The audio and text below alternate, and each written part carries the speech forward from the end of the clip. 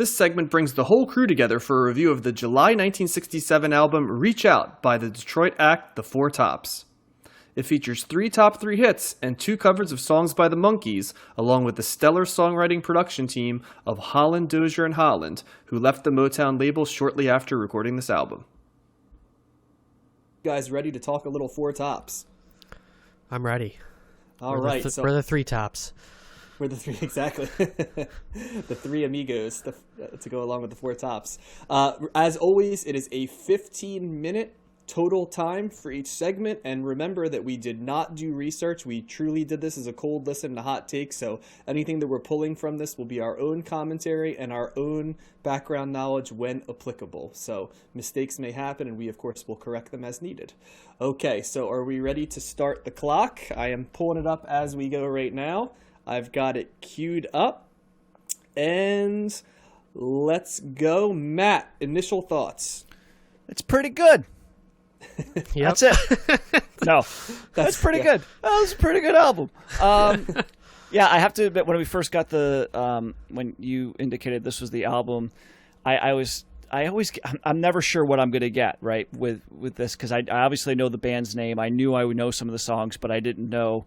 Like, I feel like I can't sometimes tell the difference between like the Four Tops and the Temptations, and like I don't know enough about them to be able to differentiate really. But overall, it was a very good listen. Vocals, first and foremost, was one of the first things I was taken with. Whoever the lead singer is, it seemed like it was the same person throughout. Yep, it's Mr. Stubbs. I think, like I said, Colt. I think his name is Leon Stubbs or Leon Stubbs. That's a good I name. know his last name is Stubbs, so I will not look, but I will correct if need be. I'm going with Leon because that sounds good. Leon Stubbs sings with some passion, and he sings baritone. As opposed to most groups, which is tenor up front, too. Mm-hmm. Okay.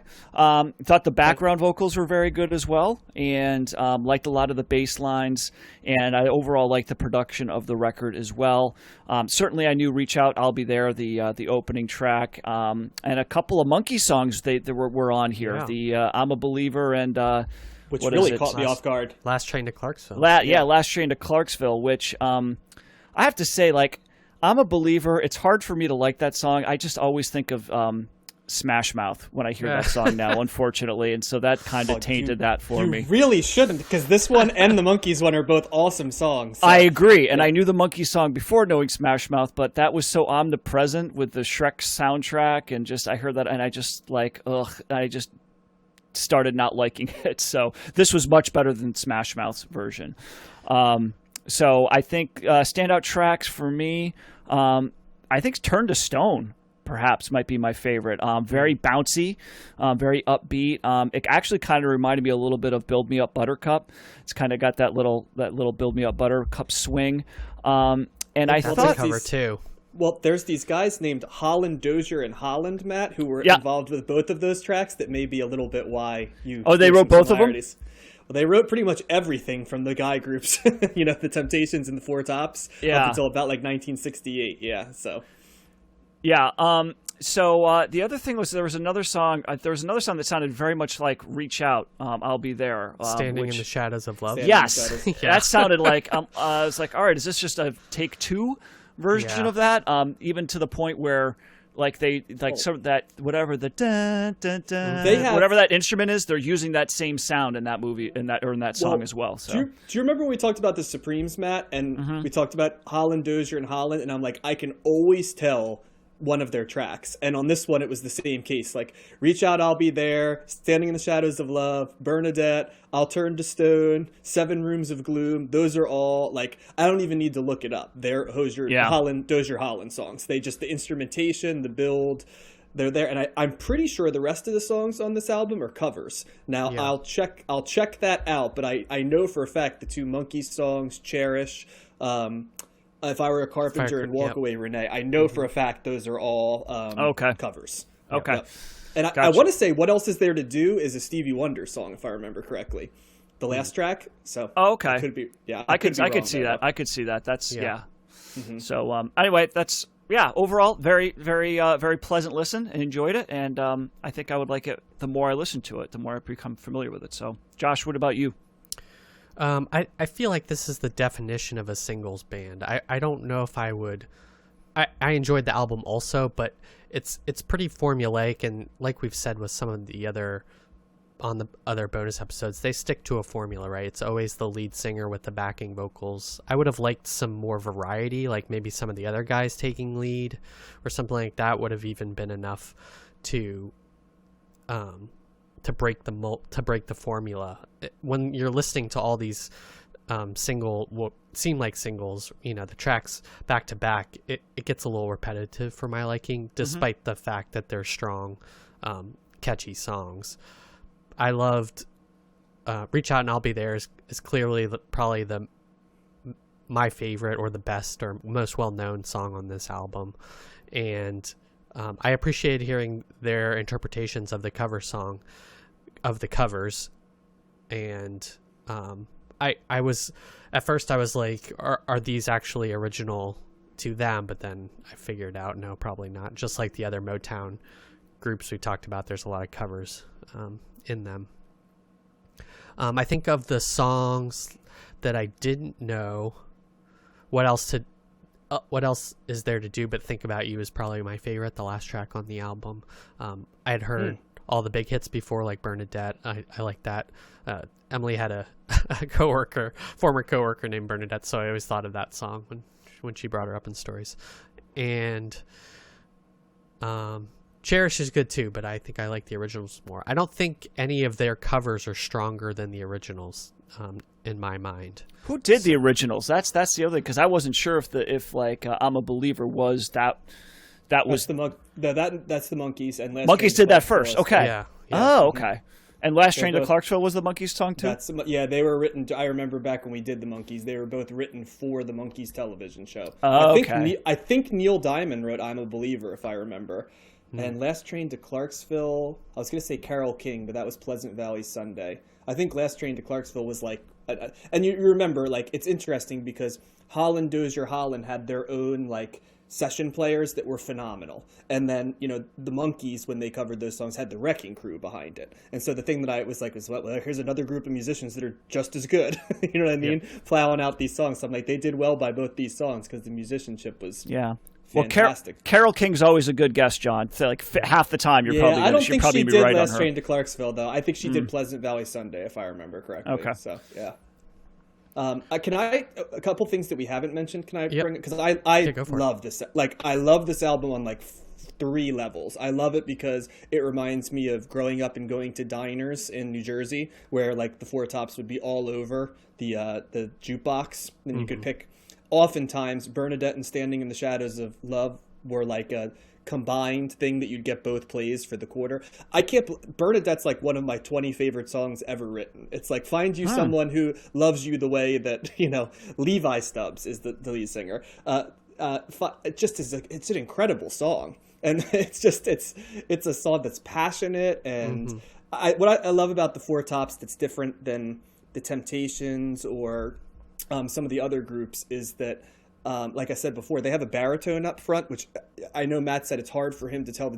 I always can tell it's the Four Tops because of the baritone up top as opposed to a tenor up top. It stands out immediately.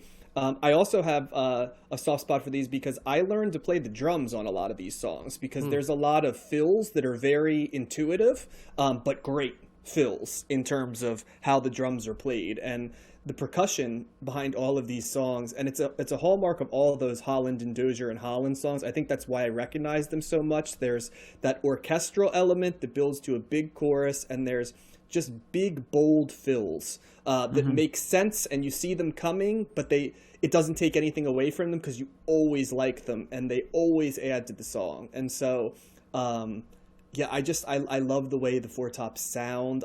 There's a passion to them that I think transcends any of the other famous. I think when we talked about the Supremes, Matt, before, I talked about how I like Martha and the Vandellas and stuff, and there's a little bit of that in the Four Tops and the Temptations, with Martha and the Vandellas and the Supremes, and that I tend to like the ones that have a little bit more passion in it, and I always feel like the Four Tops have that passion. Yeah, that's definitely noticeable. He's feeling it for sure throughout. And I mean, I see what Josh is saying a little bit about like it's there's a little bit of that same quality throughout the songs, but I mean, this is what they are, though. You know what I mean? Like this is what you expect when you get kind of like this Motown, 60s songs, and I think they do it really well. Like I said, like there was I'd never heard Bernadette before. Like a lot of the stuff I actually didn't know. Oh, really? Yeah, and wow. I'd never heard it. And Bernadette actually to me sounded. I was like, I'm picking up a little bit of that. You guys know that "Please Don't Let Me Be Misunderstood." It was in the Kill Bill soundtrack and stuff. There's a little bit of that going on in that song. So I don't know if there's any connection there at all, but I definitely noticed that. So I think Bernadette might be the song I most think of from the Four Tops, even more so than like Reach Out, I'll Be There, or like Sugar Pie, Honey Bunch, Can't Help Myself, like the other big ones. I for whatever reason, that's the one that always sticks out to me. So it's amazing to me that you would not have ever heard that. Nope. Never heard Or it. Standing in the Shadows of Love. Had you heard that before? No. Wow. No. Okay. Really? I don't think. Yeah. Wow, I don't. those I are mean, huge hits too. Yeah. I knew Reach Out. I knew and I knew the Monkees once, and that was it. Walk Away Renee had a great chord. There's some great harmony. I think there were some parts in here where the background vocals and what they were doing with the harmonies in the chorus was very good. And Walk Away Renee in particular, I really thought that there was a really cool part in the chorus that they were doing that just brought it to a different level. So no, pretty solid overall. And I would probably have to listen more to be able to differentiate. So like you said, John, I couldn't tell that. I wouldn't have known that the Four Tops is the baritone singer and the Temptations is more of a tenor. I think that's where I underestimate sometimes, Matt, that you've talked about it before, but like the music that you grew up on is different than the music I grew up on, because this was omnipresent music in so many places for me. Like my parents would play it because it was safe music. Diners we'd go out to would play it. Italian restaurants near me would play it. I heard it on TV as retro music, you know what I mean, all the time. It very much stands out to me as music from when I was growing up, and also still continues to be played to this day. So it kind of has a timeless quality to it. Yeah, I think you had more of an adventurous listen compared to me, Matt, because I like all these songs I know from like oldies radio, and that's kind of where I learned them from. But I think you were more influenced by your parents and your brother's record collections, probably. Sounds like. Well, not my dad. My dad actually, not my dad. I have to give my mom credit for it, but no, they didn't. Yeah, they were really playing this whole. My dad might have had like a tape or something that we put in the car that was kind of like a compilation of a lot of like 50s rock and R&B, like Motown R&B, but it was like one tape, you know what I mean? So I certainly didn't get I think Reach Out, I'll Be There was actually on that, so but no, this was a pretty a new listen for me. Nice. This was such a pleasant lesson as well, compared to a lot of the music we've been listening to in the 60s, which, to be quite honest, is not always coming from a place of joy, I would say. And certainly I appreciate music that was created in pain or created in different places, but you can very much see the appeal of something like Motown as a palate cleanser at this time, because when you're just getting a steady drum beat of sort of like tumultuous rock and creative folks that also are kind of a mess behind the scenes, and it's just nice to have music that was clearly created to make people feel good and write about love, but not in like a painful or longing way, more in like a this is what it is. And I'll be honest that the two Monkees covers totally surprised. I had no idea I've never heard them before done by the Four Tops. So it was funny too, because one was done and you're like, they threw in a Monkees cover. And then there was another song, I'll Turn to Stone, which was great. And then there's another Monkees cover. So you're like, that's odd that like there's two, I wonder if there's going to be more than that. So well, they did a good job. The interesting thing, too, is I just checked. This is ranked 302 in the 60s, right? Okay. And I would much rather listen to this than Trout Mask Replica, right? Like, so it just makes me wonder, like, sometimes with these lists that we go by, it's, it's like, well, what are they, what are they really going by? Are they going too much for artistic, adventurous songwriting or whatever? Don't you think a certain type of person became a music critic in the 60s? Yeah. But even that person would like this album, though. You know what I mean? Like, that person's not going to be like, the Four Tops were a bunch of posers. I don't know if they would, though, because I think at this point, being a critic, sort of, you were supposed to be counterculture. you know, and it wasn't really until much later that the idea that you could be popular and be artistically relevant in pop music became a thing that people acknowledged. I mean, look how long the lag was for people to get recognized who sold a lot of albums in pop music. I mean, right now, yeah, it was still happening though. Like Dylan and the Beatles, you know, like there were still artists that were still doing that. You know, before this is 1967. But once again, was Dylan? And here's the thing I think gets lost sometimes. Were Dylan and the Beatles crossing over to all people, or were they crossing over to the type of people that made a lot of movies later? And you know what I'm saying? Like, I feel to some degree, and this is, I think, what the Rolling Stone chart has done a good job of doing. There was a whole collection of music that was not registering with people, and there wasn't a narrative for people to do it, you know? So the people that weren't super into music, or perhaps were in the Black community or the Latin community, you know, I don't see these people as saying, like, my troubadour was Bob Dylan. You know what I mean? Like, their troubadours were other people who are now being recognized. You know, that's the renaissance of Marvin Gaye, right? You know, has come from, like, well, if Bob Dylan's this important to white baby boomers of an age, then Marvin Gaye has to be this important to people of color of an age, right? So yeah. Well, John, what year did you say this album originally came out on? Late 67. Okay, so, I mean, this is around this... White Light, White Heat came out in 68, and Magical Mystery Tour came out in 67. So this is completely different on the spectrum than those types of albums. And we're covering those albums this week for reference. So, right. Well, we've got 30 seconds left. Anything you guys want to add before we go? It's good. Listen to it. If you were learning to play the drums, play these fills. It's part of the way I was taught how to play drums, and it's a great way to learn how to play the drums. There's my takeaway. You can't go wrong with Motown, really. Like you always say, John, it's perfect music to play that appeals to everyone. So yep. I think timeless is a good way to put it too. It's just it's you know, I don't care how old you are. This is just it's very easy to listen to. 5 to 500, and whatever your background, it's always the one piece of music that no one says turn this off. So it's the perfect road trip when no one can agree on music. So yep.